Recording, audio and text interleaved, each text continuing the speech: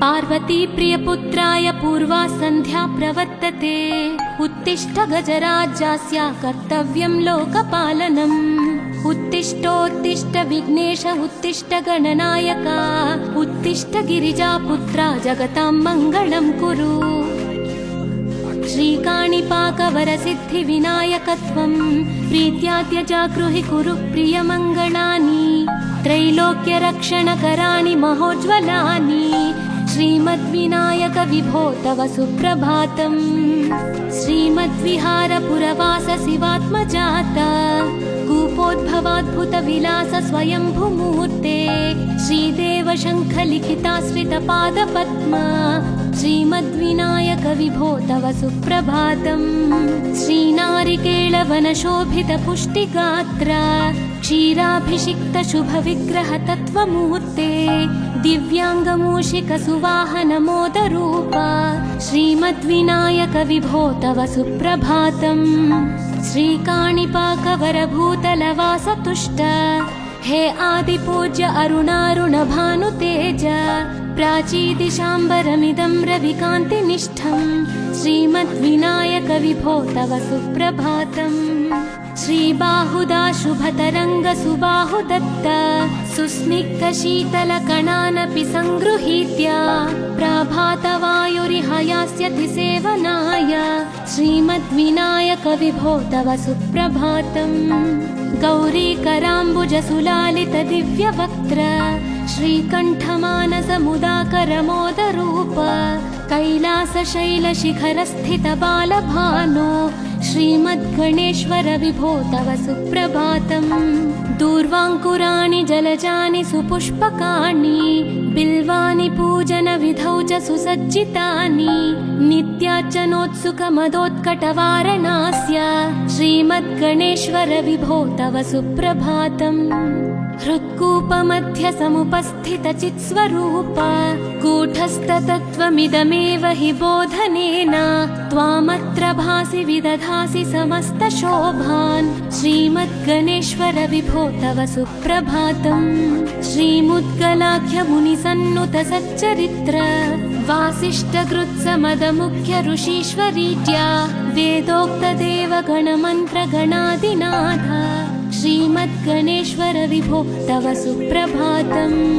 ऋग्वेदकीर्तितगणाधिपज्येष्ठराज त्वं ब्रह्मणस्पतिरिति प्रकटीकृतोऽसि। आधर्वशीर्षमनुमन्त्रित दिव्यमूर्ते श्रीमद्गणेश्वर विभो तव सुप्रभातम्। ब्रह्मादिदेव परिकीर्तित वेदपाठाः त्वच्छूर्पकर्णकुहरौ प्रविशन्ति देवाः। श्रुत्याधुनैव परिपालय धर्मसङ्घान्। श्रीवल्लभेश भगवन् तव सुप्रभातम्। हेरम्बलम्ब जठराद्भुत दिव्यगात्र प्रारम्भपूजनमिदं दयया गृहीत्वा सर्वाशुभानि परिनाशय सर्वपुत्र। श्रीवल्लभेश भगवन् तव सुप्रभातम्। भानुदयेन न हि दृश्यति चन्द्रबिम्बम् त्वत्फालदेश शशिरेव विभाति नित्यम्। सत्यस्वरूप निगमागम सन्नुताङ्घ्रे श्रीवल्लभेश भगवन् तव सुप्रभातम्। कालाग्निरुद्रसुतकालनियामकत्वम् कालानुकूलफलदोऽसि कलामयोऽसि। कल्याणकारक कलाधर शेखरोऽसि। श्रीवल्लभेश भगवन् तव सुप्रभातम्। उग्रस्वरूप रिपुनाशक उग्रपुत्र सौम्योऽसि सोमविनुतोऽसि प्रशान्तरूप। सर्वेश सर्वफलकारक सर्वमूर्ते श्रीवल्लभेश भगवन् तव सुप्रभातम्।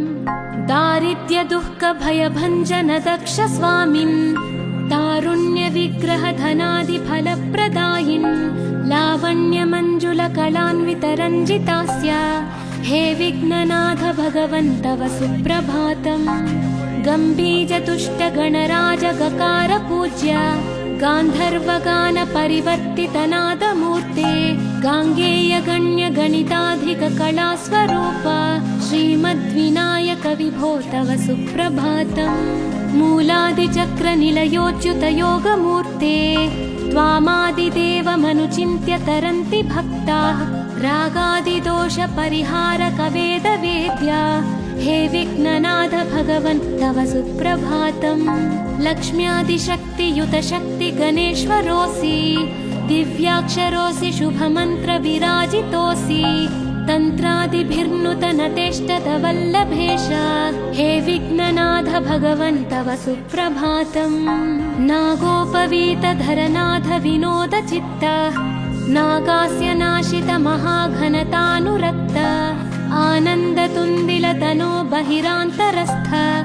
हे विघ्ननाथ भगवन् तव सुप्रभातम् भद्रे भवक्त्र नवभद्रद भद्रतेज रुद्रप्रियात्मज मदद्रव शक्तियुक्त आद्रीशजा मधुरवत्सलता निधान हे विघ्ननाथ भगवन् तव सुप्रभातम् सर्वार्थसिद्धिफलदायक बुद्धिदायिन् विघ्नात्रिवज्रपरिपूज्य चतुर्थीकाले भद्रं पदं दिशसि भक्तगणार्थितोऽसि हे विघ्ननाथ भगवन् तव सुप्रभातम् बालादिभव्य बहुरूपधरोऽसि देव चिन्तामणिस्त्वमसि सर्वफलप्रदोऽसि त्वन्नाम दिव्यमणिरस्ति जगद्धिताय हे विघ्ननाथ भगवन् तव सुप्रभातम्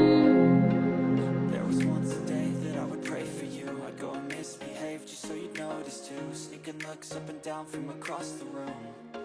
Damn, what a hell of a view. I feel good, you look great, I like you. Parvati प्रियपुत्राय पूर्वा सन्ध्या प्रवर्तते उत्तिष्ठ गजराज्यस्य कर्तव्यं लोकपालनम् उत्तिष्ठोत्तिष्ठ विघ्नेश उत्तिष्ठ गणनायका उत्तिष्ठ गिरिजापुत्रा जगतां मङ्गलं कुरु श्रीकाणिपाकवरसिद्धिविनायकत्वं प्रीत्याद्य जागृहि कुरु प्रियमङ्गलानि त्रैलोक्यरक्षणकराणि महोज्ज्वलानि श्रीमद्विनायक विभो तव सुप्रभातम् श्रीमद्विहारपुरवास शिवात्मजात कूपोद्भवाद्भुतविलास स्वयंभूमूर्ते श्रीदेव शङ्खलिखिताश्रितपादपद्मा श्रीमद्विनायक विभो तव सुप्रभातम् श्रीनारिकेळवनशोभितपुष्टिगात्र क्षीराभिषिक्त शुभविग्रह तत्त्वमूर्ते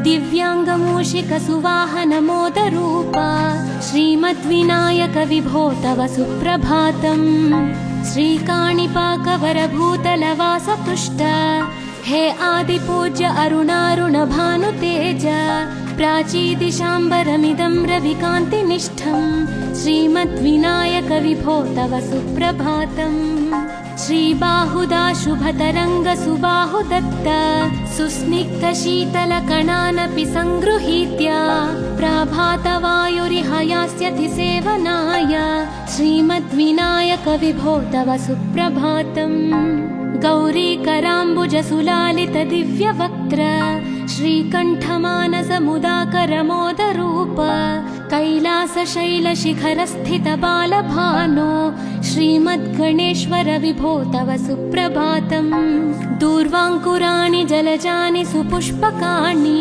बिल्वानि पूजनविधौ च सुसज्जितानि नित्यार्चनोत्सुकमदोत्कटवारणास्य श्रीमद्गणेश्वर विभो तव सुप्रभातम् हृत्कूपमध्य समुपस्थितचित्स्वरूप कूटस्थतत्त्वमिदमेव हि बोधनेन त्वामत्र भासि विदधासि समस्तशोभान् श्रीमद्गणेश्वर विभो तव सुप्रभातम् श्रीमुद्गलाख्यमुनिसन्नुत सच्चरित्र वासिष्ठगृत्समदमुख्य ऋषीश्वरीत्या वेदोक्तदेवगणमन्त्रगणादिनाथ श्रीमद्गणेश्वर विभो तव सुप्रभातम् ऋग्वेदकीर्तितगणाधिपज्येष्ठराज त्वं ब्रह्मणस्पतिरिति प्रकटीकृतोऽसि आधर्वशीर्षमनुमन्त्रित दिव्यमूर्ते श्रीमद्गणेश्वर विभो तव सुप्रभातम्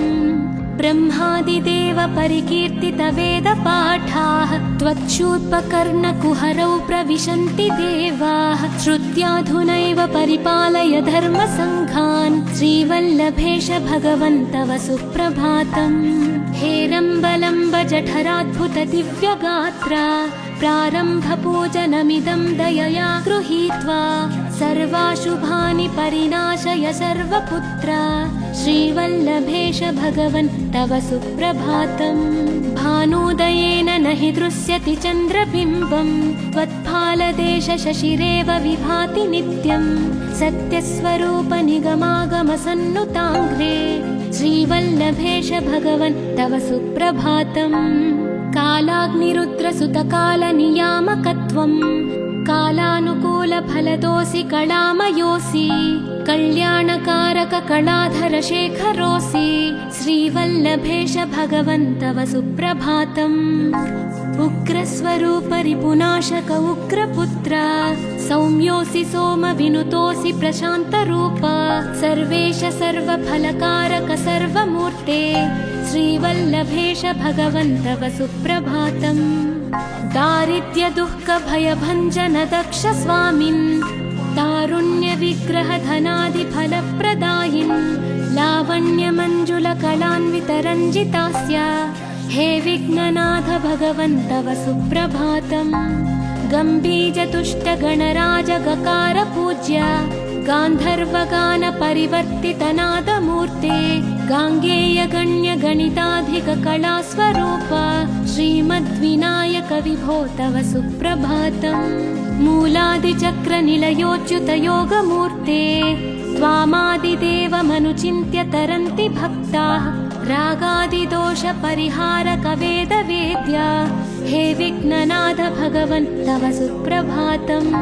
लक्ष्म्यादिशक्तियुत शक्ति गणेश्वरोऽसि दिव्याक्षरोऽसि शुभमन्त्र विराजितोऽसि तन्त्रादिभिर्नुतन तेष्टत वल्लभेश हे विघ्ननाथ भगवन् तव सुप्रभातम्। नागोपवीत धरनाथ विनोद चित्त नागास्य नाशित महाघनतानुरक्त आनन्द तुन्दिल तनो बहिरान्तरस्थ हे विघ्ननाथ भगवन् तव सुप्रभातम्। भद्रे भवक्त्र नवभद्रद भद्र तेज रुद्र प्रियात्मज मदद्रव शक्तियुक्त आद्रीशजा मधुरवत्सलता निधान हे विघ्ननाथ भगवन् तव सुप्रभातम्। सर्वार्थ सिद्धि फलदायक बुद्धिदायिन् विघ्नात्रिवज्र परिपूज्य चतुर्थी काले भद्रं पदं दिशसि भक्तगणार्थितोऽसि हे विघ्ननाथ भगवन् तव सुप्रभातम्। बालादिभव्य बहुरूपधरोऽसि देव चिन्तामणिस्त्वमसि सर्वफलप्रदोऽसि त्वन्नाम दिव्यमणिरस्ति जगद्धिताय हे विघ्ननाथ भगवन् तव सुप्रभातम्।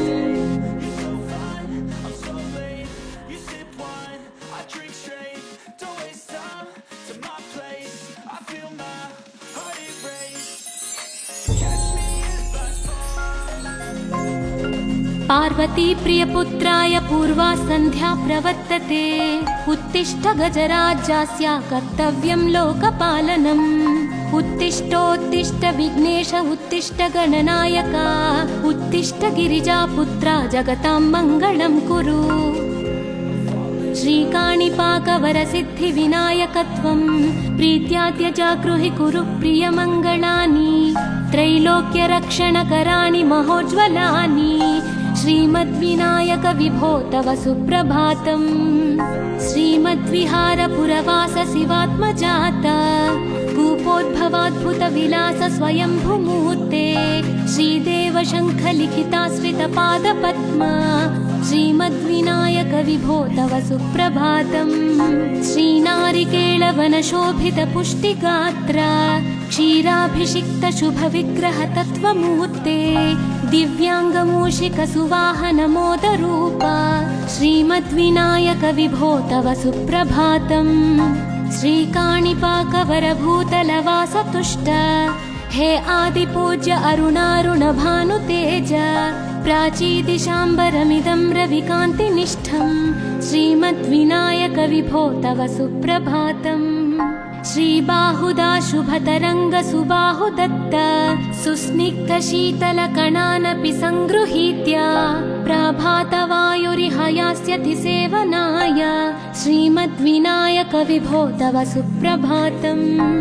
गौरीकराम्बुजसुलालित दिव्यवक्त्र श्रीकण्ठमानसमुदाकरमोदरूप कैलासशैलशिखरस्थित बालभानो श्रीमद्गणेश्वर विभो तव सुप्रभातम्। दूर्वाङ्कुराणि जलजानि सुपुष्पकाणि बिल्वानि पूजनविधौ च सुसज्जितानि नित्यार्चनोत्सुकमदोत्कटवारणास्य श्रीमद्गणेश्वर विभो तव सुप्रभातम्। हृत्कूपमध्य समुपस्थितचित्स्वरूप कूटस्थतत्त्वमिदमेव हि बोधनेन त्वामत्र भासि विदधासि समस्तशोभान् श्रीमद्गणेश्वर विभो तव सुप्रभातम्। श्रीमुद्गलाख्यमुनिसन्नुत सच्चरित्र वासिष्ठकृत्समदमुख्य ऋषीश्वरीत्या वेदोक्तदेवगणमन्त्रगणादिनाथ श्रीमद्गणेश्वर विभो तव सुप्रभातम्। ऋग्वेदकीर्तितगणाधिपज्येष्ठ राजा त्वं ब्रह्मणस्पतिरिति प्रकटीकृतोऽसि आधर्वशीर्षमनुमन्त्रित दिव्यमूर्ते श्रीमद्गणेश्वर विभो तव सुप्रभातम्। ब्रह्मादिदेव परिकीर्तित वेदपाठाः त्वच्छूर्पकर्णकुहरौ प्रविशन्ति देवाः श्रुत्याधुनैव परिपालय धर्मसङ्घान् श्रीवल्लभेश भगवन् तव सुप्रभातम्। हेरम्बलम्ब जठराद्भुत दिव्यगात्र प्रारम्भपूजनमिदं दयया गृहीत्वा सर्वाशुभानि परिनाशय सर्वपुत्र श्रीवल्लभेश भगवन् तव सुप्रभातम्। भानोदयेन न हि दृश्यति चन्द्रबिम्बम् त्वत्फालदेश शशिरेव विभाति नित्यम् सत्यस्वरूप निगमागमसन्नुताङ्घ्रे श्रीवल्लभेश भगवन् तव सुप्रभातम्। कालाग्निरुद्रसुतकालनियामकत्वम् कालानुकूलफलदोऽसि कलामयोऽसि कल्याणकारक कलाधर शेखरोऽसि श्रीवल्लभेश भगवन् तव सुप्रभातम्। उग्रस्वरूप रिपुनाशक उग्रपुत्र सौम्योऽसि सोमविनुतोऽसि प्रशान्तरूप सर्वेश सर्वफलकारक सर्वमूर्ते श्रीवल्लभेश भगवन् तव सुप्रभातम्। दारिद्र्य दुःख भयभञ्जन दक्ष स्वामिन् तारुण्य विग्रह धनादि फलप्रदायिन् लावण्य मंजुल कलान्वित रञ्जितास्य हे विघ्ननाथ भगवन् तव सुप्रभातम्। गम्भीर तुष्ट गणराज गकार पूज्य गान्धर्वगान परिवर्तित नादमूर्ते गाङ्गेय गण्य गणिताधिक कला स्वरूप श्रीमद्विनायक विभो तव सुप्रभातम्। मूलादिचक्र निलयोच्युत योगमूर्ते त्वामादिदेवमनुचिन्त्य तरन्ति भक्ताः रागादिदोष परिहारक वेदवेद्या हे विघ्ननाथ भगवन् तव सुप्रभातम्। लक्ष्म्यादिशक्तियुत शक्ति गणेश्वरोऽसि दिव्याक्षरोऽसि शुभमन्त्र विराजितोऽसि तन्त्रादिभिर्नुतनतेष्टत वल्लभेश हे विघ्ननाथ भगवन् तव सुप्रभातम्। नागोपवीतधरनाथ विनोद चित्त नागास्य नाशित महाघनतानुरक्त आनन्दतुन्दिलतनो बहिरान्तरस्थ हे विघ्ननाथ भगवन् तव सुप्रभातम्। भद्रे भवक्त्र नवभद्रद भद्रतेज रुद्रप्रियात्मज मदद्रव शक्तियुक्त आद्रीशजा मधुरवत्सलता निधान हे विघ्ननाथ भगवन् तव सुप्रभातम्। सर्वार्थसिद्धिफलदायक बुद्धिदायिन् विघ्नाद्रिवज्र परिपूज्य चतुर्थी काले भद्रं पदं दिशसि भक्तगणार्थितोऽसि हे विघ्ननाथ भगवन् तव सुप्रभातम्। बालादिभव्य बहुरूपधरोऽसि देव चिन्तामणिस्त्वमसि सर्वफलप्रदोऽसि त्वन्नाम दिव्यमणिरस्ति जगद्धिताय हे विघ्ननाद भगवन् तव सुप्रभातम्।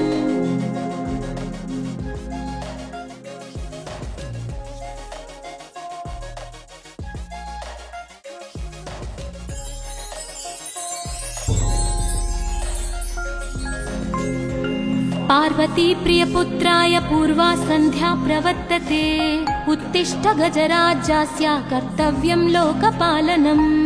उत्तिष्ठोत्तिष्ठ विघ्नेश उत्तिष्ठ गणनायका उत्तिष्ठ गिरिजापुत्रा जगतां मङ्गलं कुरु। श्रीकाणिपाकवरसिद्धिविनायकत्वं प्रीत्या त्यजागृहि कुरु प्रियमङ्गलानि त्रैलोक्यरक्षणकराणि महोज्ज्वलानि श्रीमद्विनायक विभो तव सुप्रभातम्। श्रीमद्विहारपुरवास शिवात्मजाता कूपोद्भवाद्भुतविलास स्वयंभूमूर्ते श्रीदेव शङ्खलिखिताश्रितपादपद्मा श्रीमद्विनायक विभो तव सुप्रभातम्। श्रीनारिकेळवनशोभितपुष्टिगात्रा क्षीराभिषिक्तशुभविग्रहतत्त्वमूर्ते दिव्याङ्गमूषिकसुवाहनमोदरूपा श्रीमद्विनायक विभो तव सुप्रभातम्। श्रीकाणिपाकवरभूतलवासतुष्ट हे आदिपूज्य अरुणारुणभानुतेज प्राचीदिशाम्बरमिदं रविकान्तिनिष्ठम् श्रीमद्विनायक विभो तव सुप्रभातम्। श्रीबाहुदा शुभतरङ्ग सुबाहुदत्त सुस्निग्धशीतलकणानपि सङ्गृहीत्य प्रभातवायुरिहयास्यति सेवनाय श्रीमद्विनायक विभो तव सुप्रभातम्। गौरीकराम्बुजसुलालितदिव्यवक्त्र श्रीकण्ठमानसमुदाकरमोदरूप कैलासशैलशिखरस्थितबालभानो श्रीमद्गणेश्वर विभो तव सुप्रभातम्।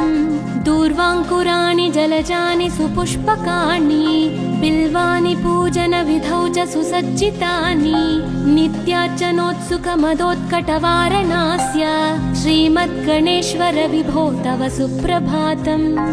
हृत्कूपमध्य समुपस्थितचित्स्वरूप कूटस्थतत्त्वमिदमेव हि बोधनेन त्वामत्र भासि विदधासि समस्तशोभान् श्रीमद्गणेश्वर विभो तव सुप्रभातम्। श्रीमुद्गलाख्यमुनिसन्नुत सच्चरित्र वासिष्ठगृत्समदमुख्य ऋषीश्वरीत्या वेदोक्तदेवगणमन्त्रगणादिनाथ श्रीमद्गणेश्वर विभो तव सुप्रभातम्। ऋग्वेदकीर्तितगणाधिपज्येष्ठराज त्वं ब्रह्मणस्पतिरिति प्रकटीकृतोऽसि आधर्वशीर्षमनुमन्त्रितदिव्यमूर्ते श्रीमद्गणेश्वर विभो तव सुप्रभातम्। ब्रह्मादिदेव परिकीर्तितवेदपाठाः त्वच्छूर्पकर्णकुहरौ प्रविशन्ति देवाः श्रुत्याधुनैव परिपालय धर्मसङ्घान् श्रीवल्लभेश भगवन् तव सुप्रभातम्। हेरम्बलम्ब जठराद्भुत दिव्यगात्रा प्रारम्भपूजनमिदं दयया गृहीत्वा सर्वाशुभानि परिनाशय सर्वपुत्रा श्रीवल्लभेश भगवन् तव सुप्रभातम्। भानोदयेन न हि दृश्यति चन्द्रबिम्बम् त्वत्फालदेश शशिरेव विभाति नित्यम् सत्यस्वरूप निगमागमसन्नुताङ्घ्रे श्रीवल्लभेश भगवन् तव सुप्रभातम्। कालाग्निरुद्रसुतकालनियामकत्वम् कालानुकूलफलदोऽसि कलामयोऽसि कल्याणकारक कलाधर शेखरोऽसि श्रीवल्लभेश भगवन् तव सुप्रभातम्। उग्रस्वरूप रिपुनाशक उग्रपुत्र सौम्योऽसि सोमविनुतोऽसि प्रशान्तरूप सर्वेश सर्वफलकारक सर्वमूर्ते श्रीवल्लभेश भगवन् तव सुप्रभातम्। दारिद्र्य दुःख भयभञ्जन दक्ष स्वामिन् तारुण्य विग्रह धनादि फलप्रदायिन् लावण्य मंजुल कलान्वित रञ्जितास्य हे विघ्ननाथ भगवन् तव सुप्रभातम्। गम्भीरतुष्टगणराज गकार पूज्य गान्धर्वगान परिवर्तितनादमूर्ते गाङ्गेय गण्य गणिताधिक कलास्वरूप श्रीमद्विनायक विभो तव सुप्रभातम्। मूलादिचक्र निलयोच्युत योगमूर्ते त्वामादिदेवमनुचिन्त्य तरन्ति भक्ताः रागादिदोष परिहारक वेदवेद्या हे विघ्ननाथ भगवन् तव सुप्रभातम्। लक्ष्म्यादिशक्तियुत शक्ति गणेश्वरोऽसि दिव्याक्षरोऽसि शुभमन्त्र विराजितोऽसि तन्त्रादिभिर्नुतनतेष्टत वल्लभेश हे विघ्ननाथ भगवन् तव सुप्रभातम्। नागोपवीतधरनाथ विनोद चित्त नागास्य नाशित महाघनतानुरक्त आनन्दतुन्दिलतनो बहिरान्तरस्थ हे विघ्ननाथ भगवन् तव सुप्रभातम्। भद्रे भवक्त्र नवभद्रद भद्रतेज रुद्रप्रियात्मज मदद्रव शक्तियुक्त आद्रीशजा मधुरवत्सलता निधान हे विघ्ननाथ भगवन् तव सुप्रभातम्। सर्वार्थसिद्धिफलदायक बुद्धिदायिन् विघ्नाद्रिवज्र परिपूज्य चतुर्थी काले भद्रं पदं दिशसि भक्तगणार्थितोऽसि हे विघ्ननाथ भगवन् तव सुप्रभातम्।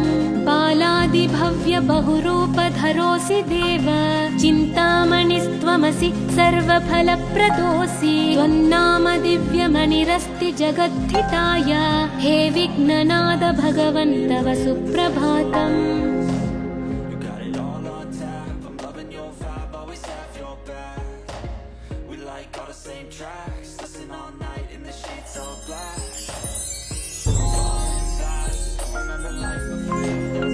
पार्वती प्रियपुत्राय पूर्वा सन्ध्या प्रवर्तते उत्तिष्ठ गजराज्यस्य कर्तव्यं लोकपालनम्।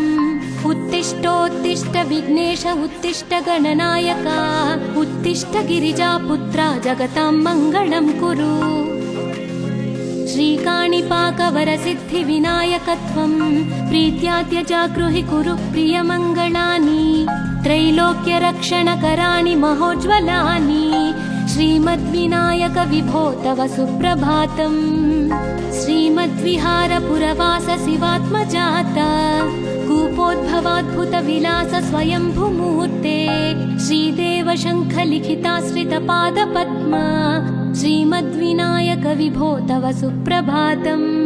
श्रीनारिकेळवनशोभित पुष्टिगात्र क्षीराभिषिक्त शुभविग्रह तत्त्वमूर्ते दिव्याङ्गमूषिक सुवाहन मोदरूप श्रीमद्विनायक विभो तव सुप्रभातम्। श्रीकाणिपाकवरभूतलवास तुष्ट हे आदिपूज्य अरुणारुण भानुतेज प्राचीदिशाम्बरमिदं रविकान्तिनिष्ठं श्रीमद्विनायक विभो तव सुप्रभातम्। श्रीबाहुदा शुभतरङ्ग सुबाहुदत्त सुस्निग्ध शीतलकणानपि सङ्गृहीत्य प्रभातवायुरिहयास्यति सेवनाय श्रीमद्विनायक विभो तव सुप्रभातम्। गौरीकराम्बुज सुलालित दिव्यवक्त्र श्रीकण्ठमानस मुदाकर मोदरूप कैलासशैलशिखरस्थित बालभानो श्रीमद्गणेश्वर विभो तव सुप्रभातम्। दूर्वाङ्कुराणि जलजानि सुपुष्पकाणि बिल्वानि पूजनविधौ च सुसज्जितानि नित्यार्चनोत्सुकमदोत्कटवारणास्य श्रीमद्गणेश्वर विभो तव सुप्रभातम्। हृत्कूपमध्य समुपस्थित चित्स्वरूप कूटस्थतत्त्वमिदमेव हि बोधनेन त्वामत्र भासि विदधासि समस्तशोभान् श्रीमद्गणेश्वर विभो तव सुप्रभातम्। श्रीमुद्गलाख्य मुनिसन्नुत सच्चरित्र वासिष्ठगृत्समदमुख्य ऋषीश्वरीत्या वेदोक्तदेव गणमन्त्र गणादिनाथ श्रीमद्गणेश्वर विभो तव सुप्रभातम्। ऋग्वेदकीर्तितगणाधिपज्येष्ठराज त्वं ब्रह्मणस्पतिरिति प्रकटीकृतोऽसि आधर्वशीर्षमनुमन्त्रितदिव्यमूर्ते श्रीमद्गणेश्वर विभो तव सुप्रभातम् ब्रह्मादिदेव परिकीर्तितवेदपाठाः त्वच्छूर्पकर्णकुहरौ प्रविशन्ति देवाः श्रुत्याधुनैव परिपालय धर्मसङ्घान् श्रीवल्लभेश भगवन् तव सुप्रभातम् हेरम्बलम्ब जठराद्भुत दिव्यगात्रा प्रारम्भपूजनमिदं दयया गृहीत्वा सर्वाशुभानि परिनाशय सर्वपुत्र श्रीवल्लभेश भगवन् तव सुप्रभातम् भानुदयेन न हि दृश्यति चन्द्रबिम्बं त्वत्फालदेश शशिरेव विभाति नित्यं सत्यस्वरूप निगमागमसन्नुताङ्घ्रे श्रीवल्लभेश भगवन् तव सुप्रभातम् कालाग्निरुद्रसुतकालनियामकत्वम् कालानुकूलफलदोऽसि कलामयोऽसि कल्याणकारक कलाधर शेखरोऽसि श्रीवल्लभेश भगवन् तव सुप्रभातम् उग्रस्वरूप रिपुनाशक उग्रपुत्र सौम्योऽसि सोमविनुतोऽसि प्रशान्तरूप सर्वेश सर्वफलकारक सर्वमूर्ते श्रीवल्लभेश भगवन् तव सुप्रभातम् दारिद्र्य दुःख भयभञ्जन दक्ष स्वामिन् तारुण्य विग्रह धनादि फलप्रदायिन् लावण्य मञ्जुल कलान्वित रञ्जितास्य हे विघ्ननाथ भगवन् तव सुप्रभातम् गम्भीर तुष्ट गणराज गकार पूज्य गान्धर्वगान परिवर्तित नादमूर्ते गाङ्गेय गण्य गणिताधिक कलास्वरूप श्रीमद्विनायक विभो तव सुप्रभातम् मूलादिचक्र निलयोच्युत योगमूर्ते त्वामादिदेवमनुचिन्त्य तरन्ति भक्ताः रागादिदोष परिहारक वेदवेद्या हे विघ्ननाथ भगवन् तव सुप्रभातम् लक्ष्म्यादिशक्तियुत शक्ति गणेश्वरोऽसि दिव्याक्षरोऽसि शुभमन्त्र विराजितोऽसि तन्त्रादिभिर्नुत नतेष्टत वल्लभेश हे विघ्ननाथ भगवन् तव सुप्रभातम् नागोपवीत धरनाथ विनोद चित्त नागास्य नाशित महाघनतानुरक्त आनन्दतुन्दिल तनो बहिरान्तरस्थ हे विघ्ननाथ भगवन् तव सुप्रभातम् भद्रे भवक्त्र नवभद्रद भद्रतेज रुद्रप्रियात्मज मदद्रव शक्तियुक्त आद्रीशजा मधुरवत्सलता निधान हे विघ्ननाथ भगवन् तव सुप्रभातम् सर्वार्थसिद्धिफलदायक बुद्धिदायिन् विघ्नाद्रिवज्र परिपूज्य चतुर्थी काले भद्रं पदं दिशसि भक्तगणार्थितोऽसि हे विघ्ननाथ भगवन् तव सुप्रभातम् बालादिभव्य बहुरूपधरोऽसि देव चिन्तामणिस्त्वमसि सर्वफलप्रदोऽसि त्वन्नाम दिव्यमणिरस्ति जगद्धिताय हे विघ्ननाथ भगवन् तव सुप्रभातम्